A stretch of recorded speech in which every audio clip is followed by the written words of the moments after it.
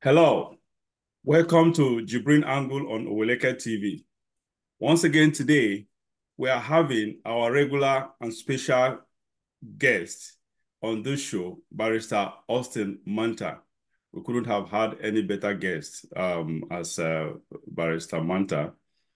He is a lawyer, a very, very senior lawyer. When they mention senior lawyer, he is very senior lawyer because someone that has been practicing law for almost 40 years, can be said to be a very senior lawyer. So I am not, that's not an exaggeration.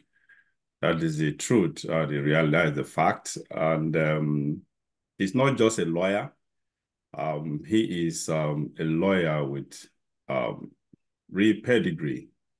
I have come, I've known him for several years, and I've come to actually trust and have confidence in his legal judgments, not judgment, legal interpretations and understandings. That is why we are having him regularly on this show, or perpetually, not just regularly, but perpetually on this show. I can't trust any, it will be difficult for us to trust any other lawyer when it comes to legal issues. And on political matters, he is also a juggernaut. He seems to be everywhere. He knows everything, political, current affairs, and he's the best when it comes to this. So we're having him today again, and we shall be talking about the latest political development earlier in the week. It started from last 2 weeks, the issue of corruption, where we have former and current ministers, about 3 of them. Incidentally, they are all women. We're going to be talking about that. We shall be also discussing about the mega party that initially I didn't take it seriously. Initially, I thought it was a rumor. It was just a mere rumor. But for Pat Utomi was the one, there was an interview, or he had an interview on channels television. And when I heard him speak, it became obvious that truly these people are serious about this mega party of a thing to join forces against the APC. So we shall be talking extensively about that. So hang on, so you can get the best analysis and commentary from our special guest. Then the third is we shall be talking about briefly, this one, it will be brief, not much time will be spent on it. Governor Otom, the former governor of Benue State, immediate past governor of Benue State, and the so-called G5 governors.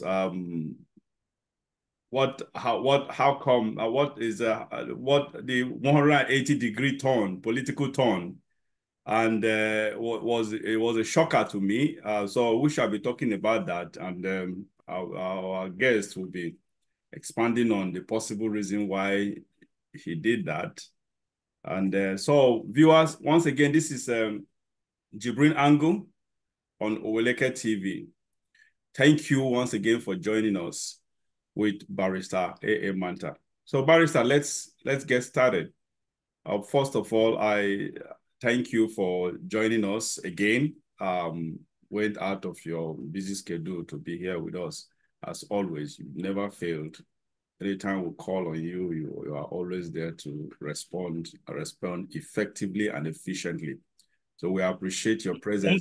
Thank you very much. All right.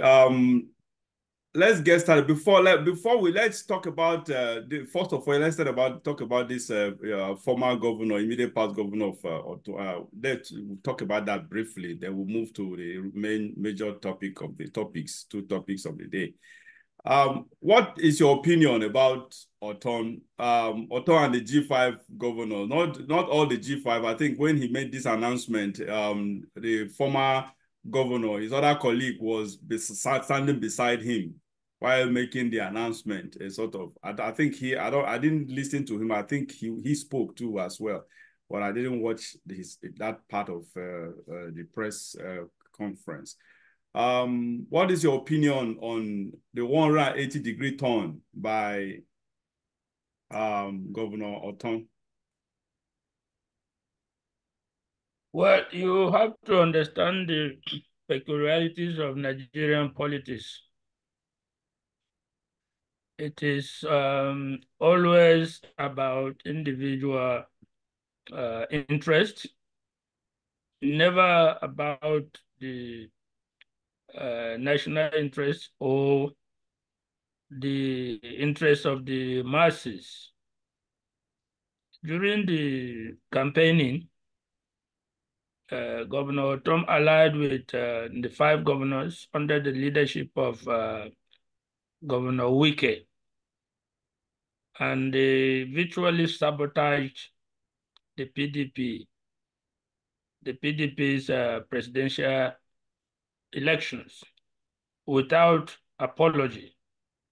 And don't forget that in doing that, even Otom undermined his own, let me put it this way, his own brother, a fellow team man that was the national chairman of PDP, in the person of Senator Yochia Ayu, which led to his being removed as the chairman.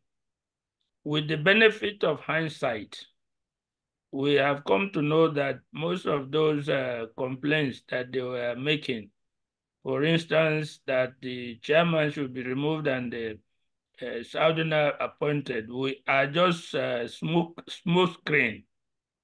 They just use those points as smooth screen. And then again, with the benefit of hindsight, we can now see that not all the 5 governors were in the same direction. Some of them had hidden motives. Some of them had personal agendas that the others did not buy into.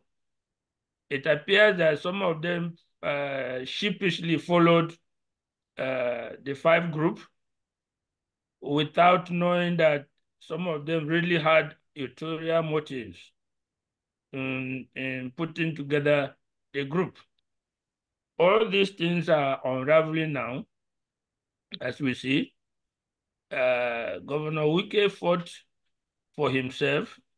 He casted his eyes and saw that the candidate of the PDP will not win. And he plotted behind the scenes to ally with the person he thought will win. It was not about the candidates of the party coming from the north, really. I think it was political calculations. He calculated, maybe rightly, that Atiku, their candidate, could not win. So he had to make haste to align with the person he thought will win. So he will remain relevant. And if you look at the happenings after the election up to today, for instance, in his state, you can see the justification in his own way. If, for instance, he didn't have power today, if, for instance, he did not align with Tinubu's government and made minister of the FCT, he would not be able to fight his sitting governor back home in his state. He will not have the resources, the political power and clout to still bulldoze his way in River State as he is doing today. So on his personal benefit, he played the game very well. But you cannot say the same thing for Governor Otom and other parties in that G5. Otom was left holding the can. He lost even his Senate seat. He did not align with the government. So both at the state level and at the federal level, he was left naked. He is bare. Now, when you factor all that in, there has to be a kind of reappraisal of the situation. Things are being reappraised by everybody, both the winners and the losers, with an eye to 2027. The next consideration now is to position oneself for 2027. So I look at what is happening now in the context of what has happened immediately before the election, and after the election, try to position for 2027. You see, I'll just take a very short thought on this.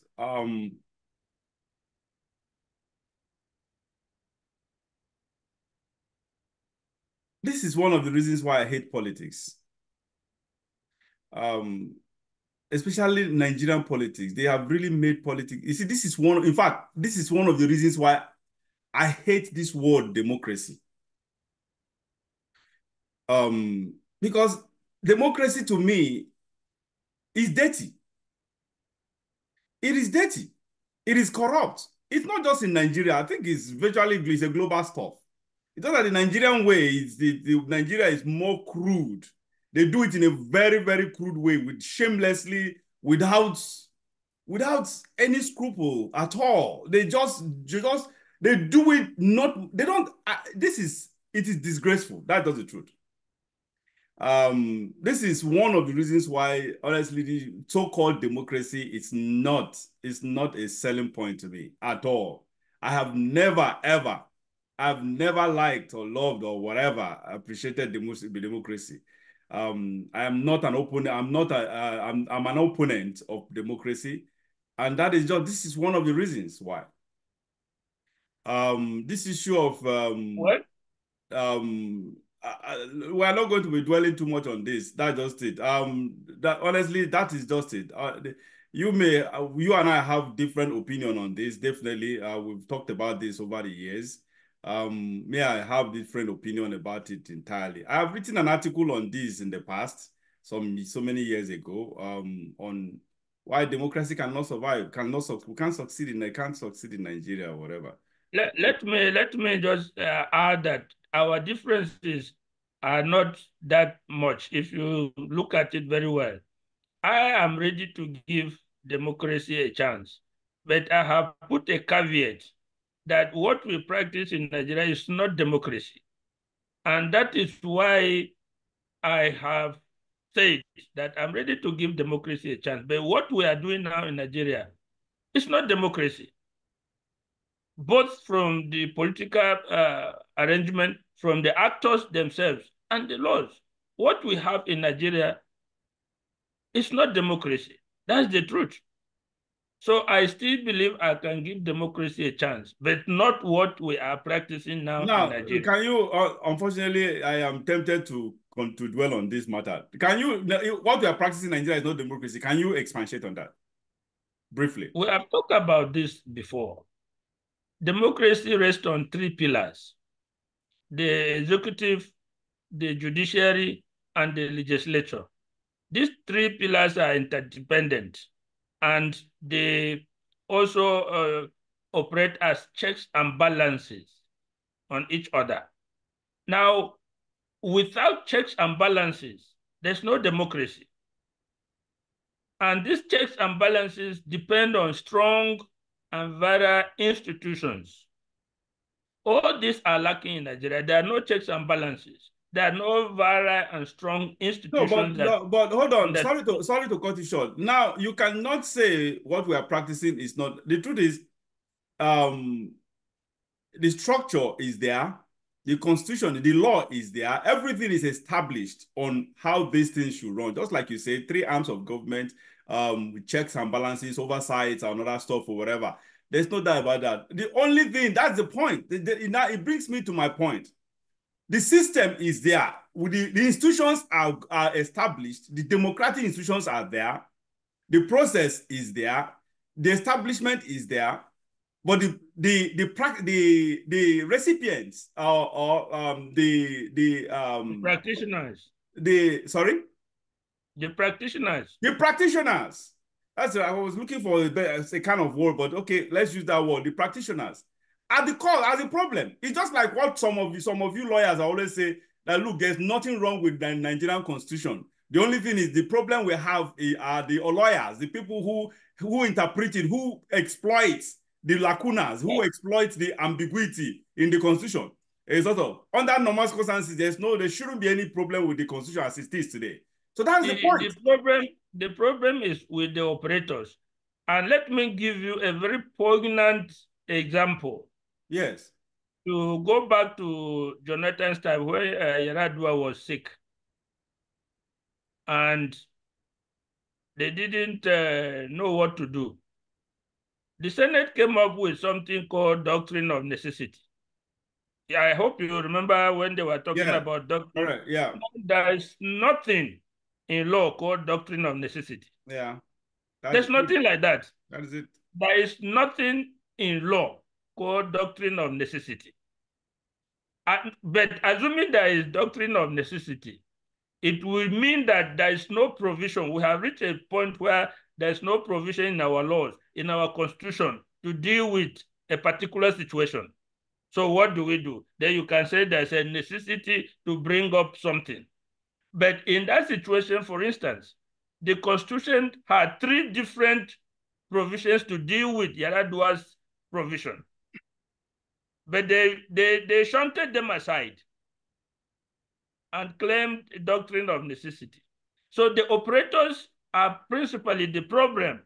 The Constitution, the cabinet could have passed a resolution that the president was incapable of performing his duties. And they would have summoned the medical team to examine him. The Senate could have impeached him because these are constitutional provisions. So this constitution, they did not want to use them. If the constitution provided these provisions and you refuse to use them, how can you be talking of doctrine of necessity? So you see the absurd nature of what we do in Nigeria. Yeah. You go and leave the laws and go and fashion some nonsense to solve the situation. So the lack of respect for the rules, for the laws, and the institutions completely undermine what we call democracy in Nigeria. Yeah, that brings me to the point where the issue of anyway, I don't want us to dwell. Let's move forward. Let's move on because this is not actually our original topic. Okay. All right, let's move to the next topic. 3 ministers, women, past and present. Okay, I think the present ones have been suspended or whatever. As far as I'm concerned, they are still ministers. What is your opinion about this issue of corruption or whatever? What is good? Can you enlighten us? Can you update us on everything? Just give us a rundown of what happened and why we are here with these ministers. It's about corruption in its naked form. And something struck me, an analogy struck me. Somebody sent me a kind of cartoon. 3 women, all of them very fair in nature. And another set of 3 women, all of them black. And she asked whether it's my professional colleague, although she's in the US, she asked whether it is about the color. Because the 3 black women was Okonjo-Iweala, Dora Akinyulu, and Kwesilizi. Yes. And the 3 fair women. Oh my God. The 3 fair women are the women in charge of the humanitarian affairs ministry. Yeah, honestly, that is another angle. In fact, we are laughing about it, but that cartoon you just made mention of. I didn't see that cartoon, but I knew when you started. I knew where you were heading, where you were heading to. Honestly, we just laughed over it. It sounds funny, but that cartoon is a real and in-depth message. It's a very, very insightful message. Please go ahead. Sorry to cut. When I saw that, I laughed with my. I was alone. I laughed. I laughed. I laughed. And it struck me that the lady has a point. The lady has a Yes, point. yes, of course. If you are talking by way of comparisons, she had a good point Yeah, of because course. these people were all involved in the sleaze that we are talking about, and the other group actually distinguished themselves. Yeah. Actually distinguished themselves throughout their their service Yeah. to the To the nation. country, yeah. So coming back to the corruption in the ministry, and the other point, sorry, the other point he made in the cartoon is that all of them were from federal government girls' colleges. All those fair Are ladies. you serious? Really? Yes. Oh my God. Oh All my God. of them were from federal government girls' college. I think one in Kaduna, one in Gusau, and the other federal government girls' college, Wow. Calabar. What what a coincidence. She also asked whether it is a college issue.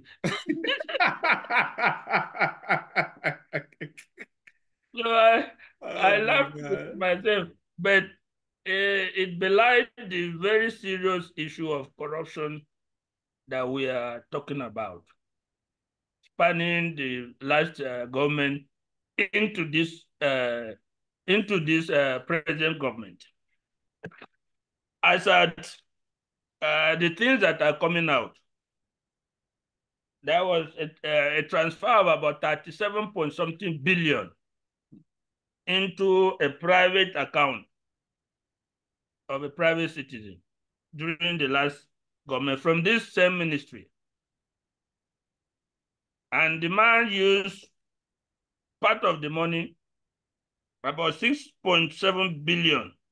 That is, He converted it, we're talking about minister for the one for public poverty alleviation, right? yes, which is now humanitarian affairs. Humanitarian The same affairs. ministry and the same ministry. That is But the one with the young lady, during the the young girl. Buhari, The what's her uh, name? The lady from Edu. What's her name, sir? better is now. Okay, I'm better. talking about the one Okay, Sadia that was Halima. during the Buhari's Buhari. regime. Yes. Okay. This thing Okay. happened. They transferred 37.1 billion to account of one James Okwete, and he used 6.7 billion to convert it to foreign exchange through Bureau de Changes for himself. He withdrew 540 million cash. Hmm. He used 288 million to purchase cars. Wow. Out of that money. And he used 2.1 billion to buy houses in Abuja. Hmm. From the money that was supposed to be for poverty alleviation, for distribution to the most vulnerable people. And don't forget, Nigeria has financial guidelines, financial rules, Yeah. and Section 713 I don't of those rules prohibit the transfer of public private funds accounts. Yes. to a private account. But this is being done ministry-wide. Believe me, if light is shined on all the ministries, they are all capable of that. Yeah. It's not just the humanitarian affairs ministry. If proper light is shined, this is something that is happening all around. This is the kind of corruption that has robbed Nigeria of a decent place, has robbed Nigerians of anything, any development in the country, even though there are resources here, the money is there, but it's simply being stolen day in, day out. Now you fast forward to this present minister, a young girl, the youngest minister in this government. She's supposed to be about 37 years. Now she came and apparently wanted to continue, having exposed what happened in the past administration. She apparently felt it was also an opportunity for her because she directed the transfer of about 600 and more than 600 and something million into the private account of a lady, supposing or claiming that the lady was the project accountant for distribution of the money to the most vulnerable. Out of that 600 and something million, 219 million was supposed to be for distribution to vulnerable people in Akwa Ibom, 219 to Lagos State, 73 million Cross River, 72 million Ogun. All this money was sent to a private account. Now, that section of the law, both section 713 and 714, they make it clear that putting money, public money into a private account is intention of fraud. That's what the rule states. It states that by putting money into a public money into a private account, there is an intention to commit fraud. Now, you cannot tell me that a minister does not know that. They have a retreat before when they are appointed, before they are sworn in, they have retreat, and they come and tell them the basic rules of operation. Now, you can't tell me that a minister of the Federal Republic does not know that the rules prohibit the transfer of money from public account to a private account. They know, but apparently because they have seen the trade from past governments and in other ministries, there is a common practice. They begin to feel, well, it's a common practice that everybody is doing, so why can't I do it? So you can see the way our officials rob the country of its resources brazenly in open daylight. Yeah, but you see, now what got me curious was the fact that the present minister or ministers, who is the third one, self? I think there are three ladies. What the third lady is who? The third lady, I believe, is let me get her name correct. The third minister is supposed to be who was the one in charge of Ports Authority? There was this lady that was was whose ministry or parastatal? No, that one was Hadiza Bala. Hadiza, okay, that was in charge of the Ports Authority. The other minister was Sadia. Sadia, and the okay. other one was Halima. Then this okay, she's the last Halima, one is Beta Edu. All right. You see, my issue with all this is I don't understand. You are barely some few months into your administration as a minister, and all you could do was just come start amassing wealth. You've not even done anything yet. Again, honestly, it is not their fault. It is not their fault. It is the fault of, in my own judgment, I call him an illegitimate president. That's just the truth, Bola Tinubu, because when you are a leader, the led will always they follow your footsteps. They will go by the tenets of your leadership, your antecedents. Again, I always say when the foundation is faulty, what can the righteous do? Nothing. The foundation of the presidency, the leadership is faulty. So his foot soldiers will definitely, who are his cabinet members, they'll definitely go with that same tune or whatever. So the Bola himself is a corrupt man. everybody, his records are all over the place there. So it is not something people argue about anymore. So what do you expect? If you are a corrupt man, you came through corrupted process.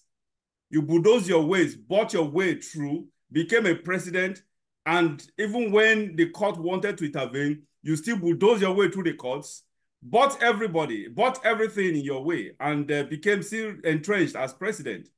What do you expect? Obviously,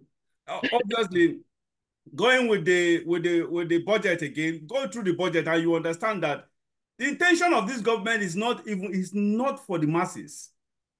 The budget will just tell you everything. That is just the point. What do you expect from the ministers? What do you expect from the directors or is it director? No, directors are career civil servants. The political appointees, the chairman of boards or whatever. What do you expect from them? You don't expect less, because the truth is the budget says it all. The budget it's about corruption, for God's sake. How can you have a budget that speaks, just gives very, very insignificant amount of resources to capital projects that will actually affect the lives of the masses, the lives of the common men and women? You don't expect that, whatever. The budget says it all. And so we honestly, again, I don't expect anything better. This one that Tinubu suspended them or whatever, that suspension is just, he had to do it. He didn't do it out of personal conviction. He didn't do it because he's clean. He didn't do it because he's trying to do the right thing. He didn't do it because he loves Nigeria. He didn't do it for patriotic purpose. He did it for political purpose. He did it for image, image protection. That is why he did it.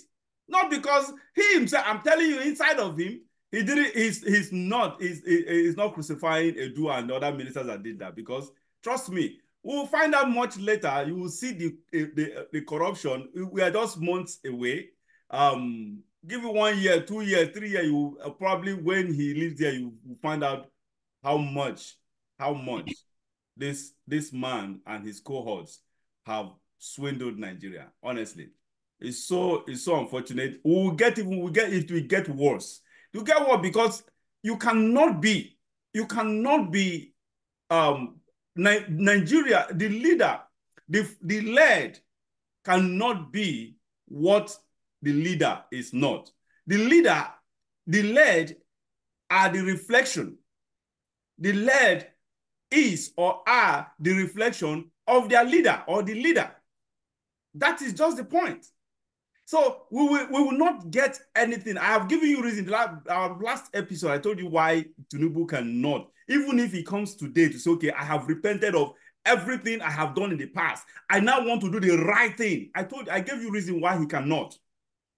That is, it's too late for him, because he is already surrounded by everyone. Is just there. They are all hawks now.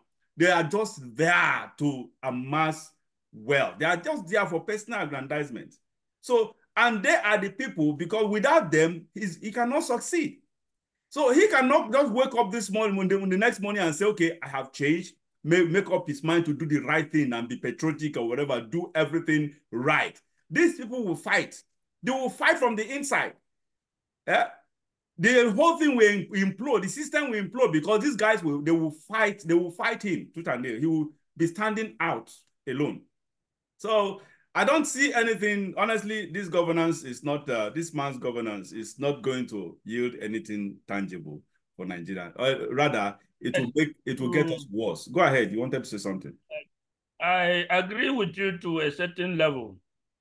I don't know if me and you discussed one of the reasons why I opposed Buhari then, back in 2015, because I look at the situation of the country and I say that anybody who comes to rule Nigeria with true honesty, not propagated honesty from the media or others, with true honesty, will have to sit on a pedestal, a moral pedestal, That is it. high, a Yeah, very high moral pedestal. Not only him, his wife and children and close relations must correct. also sit on that high moral pedestal with him. Yeah, Only then will you be able to that is uh, it. discipline the rest of Yeah, the polity.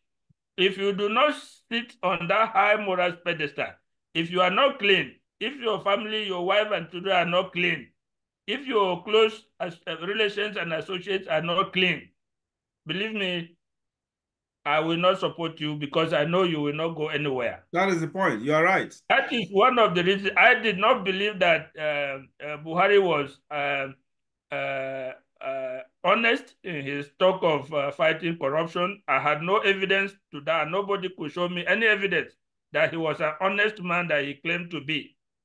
So I could not support him, and neither could I support Tinubu.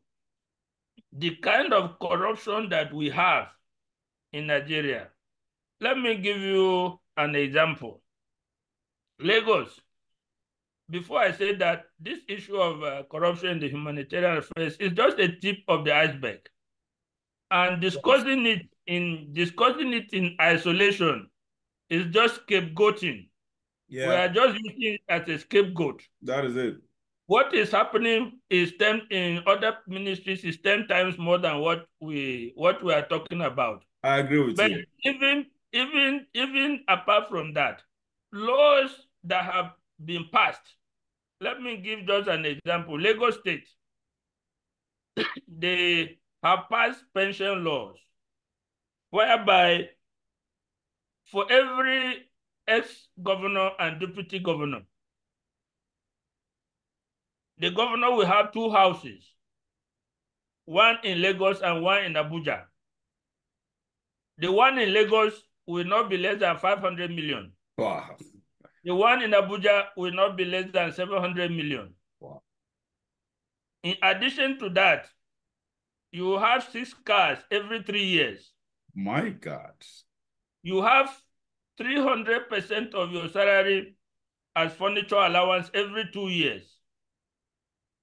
And you have 30 million naira yearly pension for every ex-governor and deputy. Now, almost all the states have this kind of pension laws. Almost all the states in Nigeria. And most of these governors are sitting in the Senate, collecting an average senator collects about 30 million naira monthly. They're collecting this thing and also collecting as former governors under the pension law. Now it costs about 290 million naira to maintain one senator, just one. Monthly. Every year. Okay, No, every year. yearly. Yearly, okay. That translates to one working day. The salary for one or pay wages for one day a senator works is more than the annual salary of a doctor. One day's work of a senator in Nigeria is more than the annual salary of a medical doctor. It is more than the salary of 42 army generals. Wow. It's more than the salary of 48 professors. My God. It's more than the salary of 70 commissioners of police. And it's 9 times the salary of a US congressman. Now, we have 109 senators and 370-something House of Reps members. How can, in all honesty, the economy sustain this kind of waste and theft? So in Nigeria, election to public office is a passport to wealth. You can come from zero, and by virtue of an election, you become a billionaire. That system cannot be sustained. Honestly, it cannot. It cannot bring any benefit to the Nigerian people. On top of all these allowances they get legitimately, that the rules and the laws provide for them, what they get outside these allowances is 10 times more than this. Because Absolutely, of course. they are in committees, Yeah. oversight committees. When they are coming to your establishment for oversight, you have to make huge provision for them. If you want your place, your company, your establishment, parastatal to get adequate budget funding, you have to make adequate provision for the Senate committee. And each member of the Senate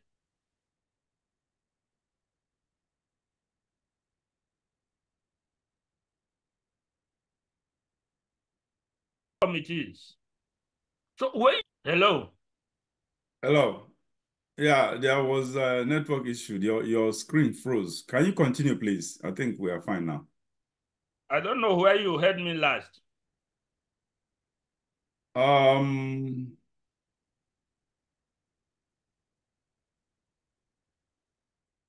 I heard you last when you talked about okay, you were giving the last thing I heard was when you were giving the cost of the senators, the legislators, the cost of their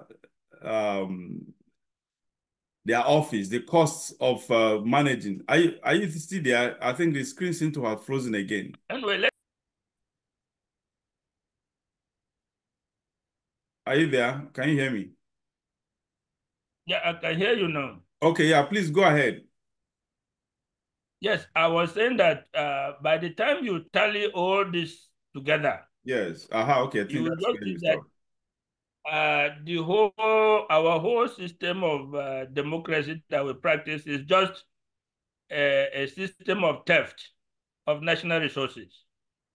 Nothing more, legitimized by law under the so-called democracy. Yeah, A gargantuan theft, a yeah, and gargantuan theft of our resources by a few.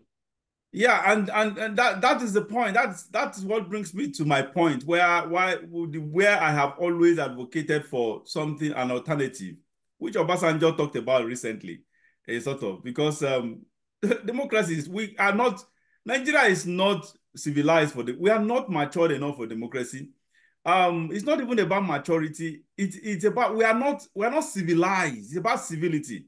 Because I don't understand why someone wants to just keep amassing wealth. You have this wealth, you still want to amass even more. Stealing from the massive, stealing from the treasury to add to what you already have. This goes beyond greed. It is evil. It is wicked for people to do this, honestly.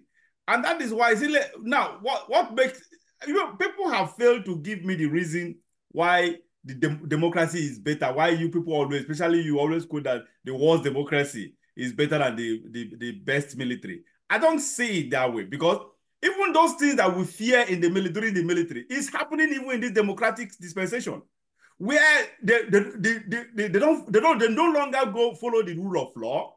The court gives judgment, they flout it. What is the difference?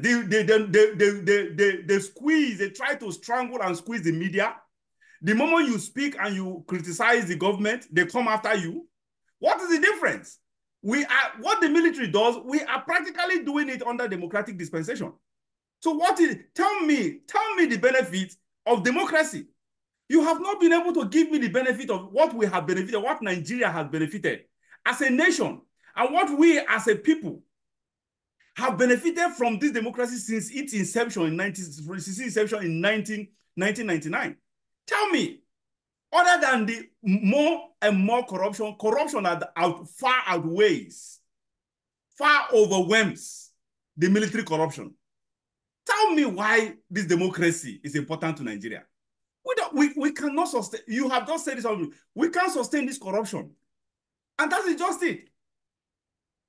All we need is a very purposeful, sincere, morally upright leader. That is what we need. not somebody that is morally bankrupt as President Bola Tinubu. That guy is morally bankrupt. He has defied all moral norms. He has stepped on everything moral to get to where he is today. And so, honestly, that is just it. Let's move to the next topic, except you have something to chip in again on this. No, I was going to add that you made the quotation. I hope you did not attribute it to me. I have not subscribed to that quotation that the worst democracy is better than the best military government. It's a phrase that is out there, spoken about, but I am not one of those who have subscribed to it. Okay, yeah, all right. I retract that, but I remember you and I talked about this democracy. Okay, you have always been on the side of democracy. You believe in it so much. The only thing is, okay, you have some reservations about it because of the way that it is practiced in Nigeria. Okay, that is understood. Let's move to the last topic of the day, which is I call it the elephant in the room. It's about 2027. We have Tommy. Initially, we discussed this issue in on our last show. When we discussed it, it wasn't clear. We just saw it as rumor, and we just glossed through it, and that is just it. Incidentally, Tommy has come to confirm that so-called rumor. No wonder they say in every rumor there must be an element of truth. No smoke without fire. And that's exactly what happened. So the confirmation is out. So the confirmation is coming from a very authentic source. Someone that is even very close to Peter Obi, the Labour Party, a sort of. So he has confirmed it that they are working on forming a formidable force against APC. All the three major political parties coming together, NNPP, PDP, Labour Party coming together to form alliance to oust APC. What is your opinion? Before I have my take on this, what is your opinion on this development? Well, just like you said, it's not a rumor. It's a confirmed story. And this morning, I read where Atiku Abubakar is saying, positioning himself that he's ready to lead a mega coalition against Tinubu. Having said that, I personally do not have any hope or optimism in that kind of coalition. It has never worked. You can say that in 2015, it worked to remove PDP and Jonathan from power, but that was a unique situation. A gang up, so to speak, or coalition by opposition in Nigeria has never worked. The reason why 2015 was different is a bit, we can talk about that.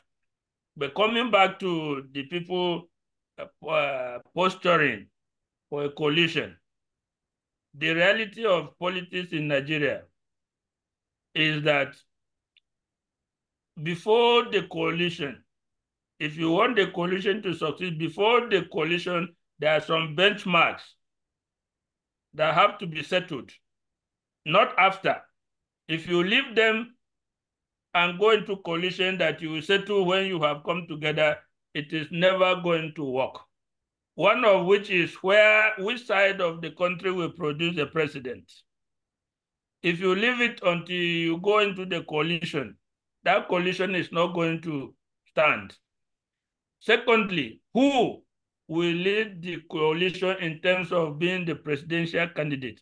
If you don't agree on this beforehand, that coalition is not going anywhere, because these are peculiarities of Nigerian politics. In Nigeria today, if you are talking of coalition against Tinubu, you will find Atiku is there, Peter Obi has come up to be a statue in himself. He's there. You find other gladiators in that group as well. Now, I see none of them giving way to the other. Definitely, like I said, I read today an article already positioning himself that he's ready to lead the coalition. Atiku will not step down for anybody. And with the way that Peter Obi has come up, he will not step down for anybody. So also Kwankwaso is not ready to step down for anybody. So if this arrangement is not agreed beforehand, that look, we all come together and support social person before the coalition, believe me, is an exercise in futility. Back in 2015, 2014, thereabout, there was only one obvious choice that everybody will rally around, which was Buhari. He was not nobody. There was nobody to challenge his stature as the person that would emerge as the presidential candidate in that coalition. So it was self-evident that everybody was coming together under or to follow and put Buhari forward as the president. That kind of thing helped that coalition at that point. Can you really say today that the whole coalition is coming up to sponsor Atiku Abubakar or to sponsor Kwankwaso or to support Peter Obi? If that issue is not discussed and settled before, believe me, that coalition will go nowhere. Because when it comes to the nomination, whoever loses will go and contest on another platform at that point, and the coalition will now collapse.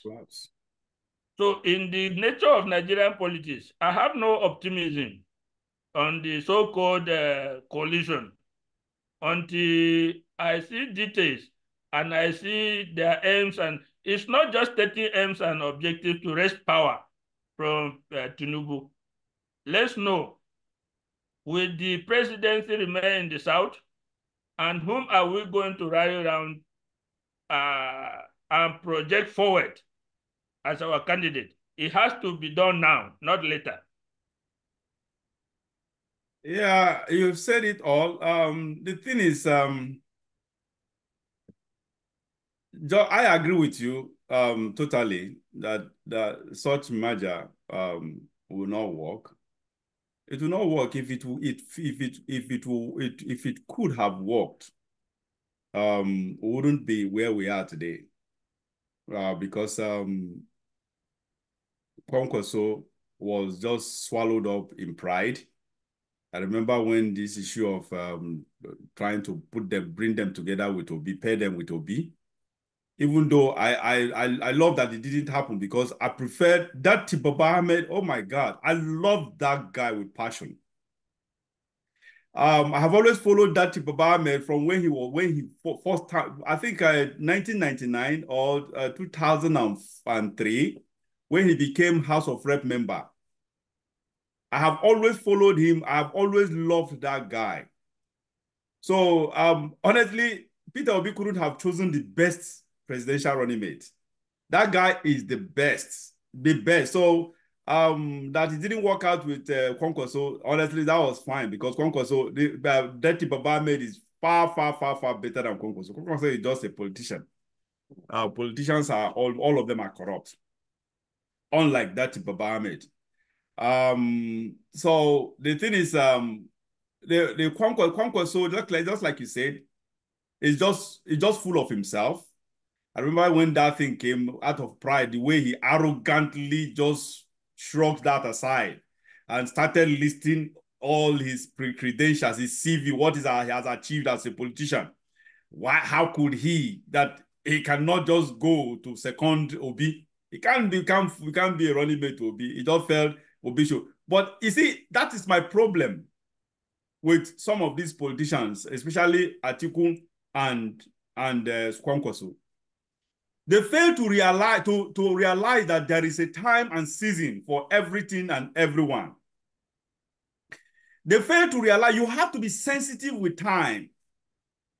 That when God wants to promote you, it is not about your pedigree anymore. It is not about your integrity. It is not about where you are coming from. It is not about what you have achieved. That is why we have the issue of grace. That when God has chosen you, you have to be sensitive to time. That, okay, this is not my time. God have really chosen. I may have gotten all the political credentials more than this person. But who has God chosen? There was a point at then that Peter Obi was the trending factor. The guy what happened in 2023 was unprecedented. It was unprecedented. Go down through there's no politician has garnered a very strong organic support especially from the youth as Peter Obi.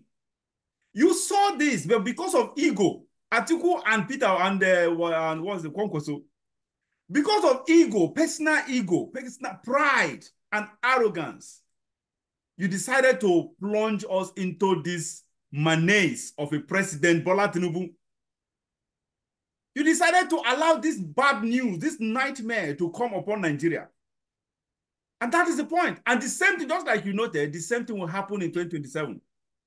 Look, 2027, what happened in 2023 presidential election, the fraud will be a child's play compared to what will happen in 2027.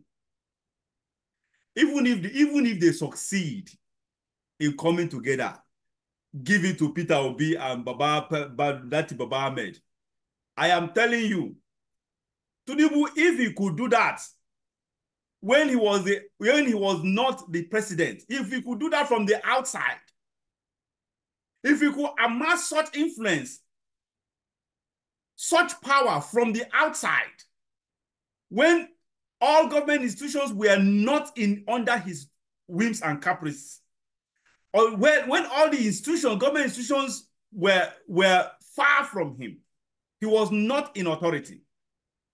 If he could do what he did in 2023, manipulate the system, bought the entire INEC, bought the entire judiciary, and eventually got there.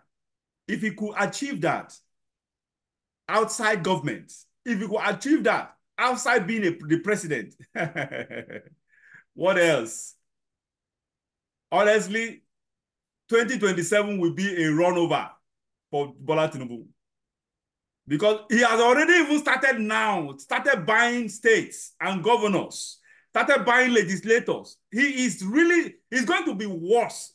2027 will just be, it will be a non-contest election, because any people that will be contesting will just be figureheads, no matter how popular they are. Peter Obi, I said it earlier, and I have not rescinded that opinion, that understanding, that Peter Obi lost his chance. His chance was 2023. He lost it. That was the time. You see, they say opportunity comes but once. Even though that does not hold sway all the time, but that thing that phrase is actually potent, and it will be applied potent on this Peter Obi's case. What happened in 2023 with regards to Peter Obi's popularity, it will never happen again. I'm telling you. That was the time we missed it. Peter Obi missed it that time. Nigeria missed it. I won't say Peter Obi because it's not even his fault. Nigeria missed it. Missed it because that would have been the best. Do you know what it means for Nigeria to have Peter Obi and Babadati ruling us? This couple would have been the best thing that has ever happened to Nigeria. But we missed the mark. We missed it completely, and 2027 will be worse for it. So let me add. The truth is, honestly, sorry, give me a minute. We will Bola Tinubu he will run over everyone. It will run over everyone because they have started even doing it immediately after handover. They already started plotting all those stuff. So by the time we get to 2027, it will be so entrenched that every other person contesting will just be a figurehead, just to call it an election. That is just it. Go ahead, please. Yes, let me add that I've already said that the Nigerian politician does not take account of national interest. It's always his personal interest. If national interest was an issue, it would have been easy for both Kwankwaso and Atiku Abubakar to rally around Peter Obi. For the interest of the nation, that is it. It could have solved two manifest problems. Yeah. One, the cry of marginalization by the Southeast. That could have been dealt with. Then two, the support of the youth that galvanized Peter Obi would have been used to change this country. That is it, of course. But since it is not a matter of national interest, it's a matter of ego, personal ego and pride. That is it.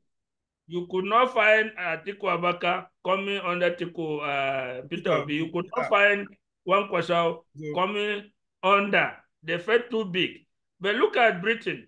Look at David Cameron, that was the British Prime Minister, has now come back to serve as a minister. Honestly. Yeah, that is it. That was far, far down at the that is the point. That is point. At the time, David Cameron was the British Prime Minister. Whoever heard of Sunak? Honestly. He was far, far down the ladder. But for the interest of the country, he has agreed to serve as a foreign minister. Somebody who was prime minister before. Yeah, you can imagine that. Which of the Nigerian politicians can ever agree to do that? They don't look at the national interest. It's always about their ego and about themselves. Yeah. So that is why I say if this issue is not sorted out and they go into the coalition is already disabled. Because when the time comes to nominate and the other people lose, everybody that loses will go his way. Atiku perennially, anytime he loses, you go to the next party to go to get a platform in another party. The same with Kwankwaso. So I have no optimism that this measure will threaten Buhari in any way. And I do not have any hope in it. Absolutely not. That is just it. Honestly, you see, I remember during that election before the 20, when this Peter Obi and Dati Baba Ahmed were garnering a lot of support. My projection was, honestly, I thought Peter Obi, they were allowed. Honestly, I thought Peter Obi won the election. There's no doubt about that. He won the election. But I didn't know that INEC would sell out this badly. I didn't expect this sellout. I didn't expect this sellout at all. I trusted Yakubu, the chairman, INEC chairman. But because then my projection was, because honestly, like I said, that Baba Ahmed, my love for him, my passion for him, it cannot be overemphasized. Like I said, I've followed him I've always been his fan. From when he was a House of Rep member, the first time he contested and won. Because that guy is someone that has integrity, politically and otherwise. So my projection was, okay, after Peter Obi becomes president, he would then support Baba, because of course, obviously the whole thing now will focus on the North. Then he will now pick the Baba, supports Dati Baba Ahmed to run. And that would have been, in fact, after Peter Obi's 8 years, another Dati Baba 8 years, Nigeria, 16 years of good leadership. Oh my God. Nigeria could have been the best, could have been, at the end of that 16 years, Nigeria will be rubbing shoulders with economic superpowers. That was, honestly, that was my projection. That was the idea in my head then. Until this nightmare of a person called Bola Tinubu just came and truncated this whole stuff. It is so unfortunate. I think you and I agree that this merger, that is rounding up now, we both agree that this merger will not work. It cannot, not even will not, it cannot work. This is the people involved are strange bedfellows. They are people that whose egos are still up there. You can imagine a person like Atiku still coming out to say, I want, he's still contesting. Yeah. He's about, he's in his late 70s now, right? I think around 76 or between 76 and 78. Now, when he comes to, by 2027, he will be hitting 80 something years. Can you imagine, right? Am I right, Barrister? Yeah, you're Can you correct. imagine? And this man, is that man out of his senses? After all these failures, and by 2027, you'll be 80 something years, you are still talking, instead of you to, at that point, become a father to others. Become a father to Peter Obi. Become a mentor to him and support him. You are still talking about contesting. That is unbelievable, honestly. So, like you said, as you said, you and I agree on that point that this merger will never work. My own, I'm going much further ahead to actually give reason why it will not work. The merger will not only work, but even if it works, Bola Ahmed Tinubu will do it again. He will snatch it. He will run with it again. He wrested power from the people. And what makes us believe, what makes you think he was outside, he wrested somebody that was an outsider. He was outside, yet had the power, the audacity, the effrontery, the guts to wrest power, the energy, the muscle to wrest power from the powers that be. Talk less of now that he is now the powers that be. Who will wrest power from the powers that be? No one. No one will. No one can. Not even the conglomerate of political parties, political bigwigs can wrest power from someone like Tinubu, who did it from the outside. He will perfect it. He has perfected it. That man is going to, it's an automatic stuff, even though I don't believe in 2027, I don't know, it's pregnant, it's still far away. I still believe God will intervene in the case of Nigeria in one way or the other. I just have that conviction that something will happen. We just believe God will intervene. We cannot continue. People are suffering. People are dying. Look at this lady now that committed suicide over financial. This banker that committed suicide in her office. It's about the system. The system is so bad. The rich, just like you said, you pointed out in our previous segments. We don't know. There's no long. We no longer have middle class. The middle class has been killed, has been murdered. The political elite has killed the middle class. It's now the poorest of the poor, and it's now we only have two classes now: the poorest of the poor and the richest of the rich.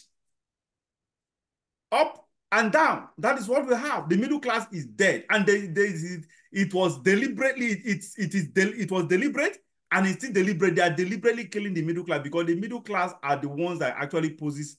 The middle class is the class that actually poses danger to the upper class, and they are killing. And that's exactly what is happening in the U.S. as well now. The U.S. the Democrats are killing. If not, they are still killing because I won't say they have killed. It's not the middle class is still there, and they are still posing danger to them.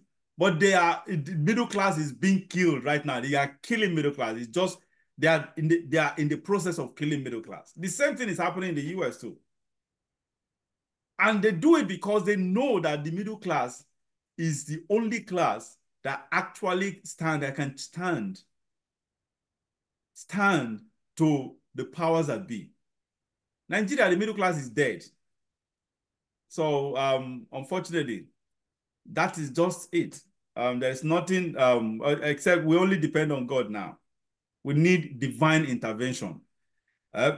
Between now and 2027, we need divine intervention.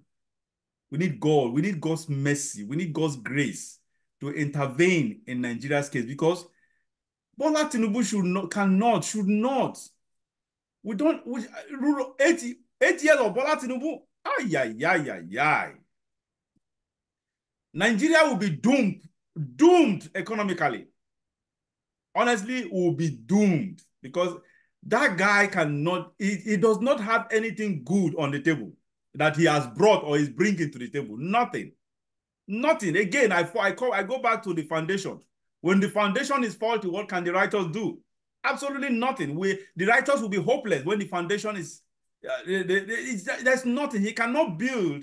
Bola Tinubu, as I said, even if he becomes a repentant person, human being, he wants to do the right thing, he cannot build on a faulty foundation. The foundation is built on, the foundation is sitting or standing on right now is a very, very corrupted foundation. So, and that corruption will fight him, even if he becomes if he decides to be a come clean, if he decides to do something, if he decides to become patriotic and do the right thing, to come out to serve Nigerians in all sincerity, that corruption that is the foundation upon the platform upon which he ascended to that position, to the position he is right now, that same corruption will fight him to a stupor. They will never allow him to do the right thing.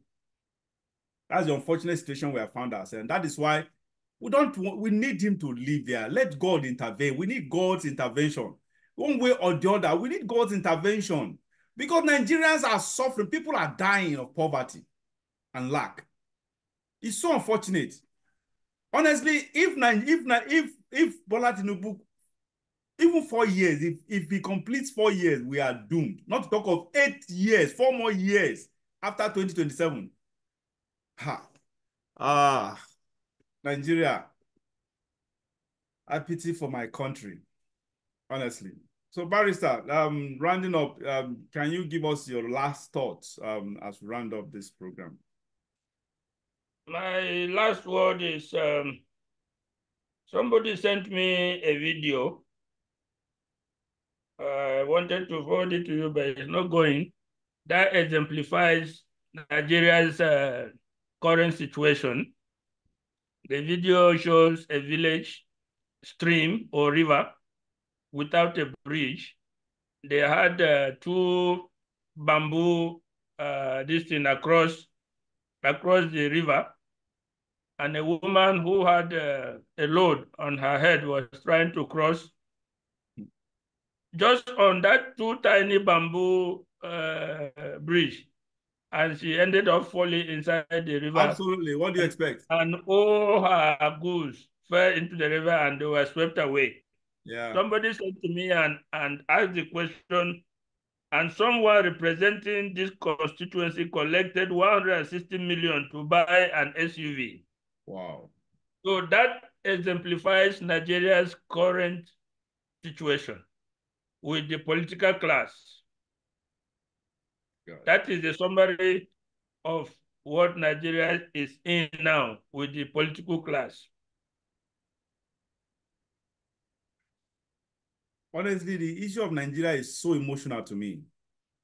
Sometimes I just think, I sit down and I just can't help but just see tears coming to my eyes. Honestly, Nigerian situation is just, honestly, I don't know. I just pray God intervenes. I just pray. Anytime I hear President Bola Tinubu, it's still like a nightmare to me. It's still like a dream to me that, you mean this man truly became president? Honestly, I didn't see this coming. I remember telling you that, Kai, this man, even though you kept telling me that Bola Tinubu he will succeed in becoming president because he has what it takes, the money.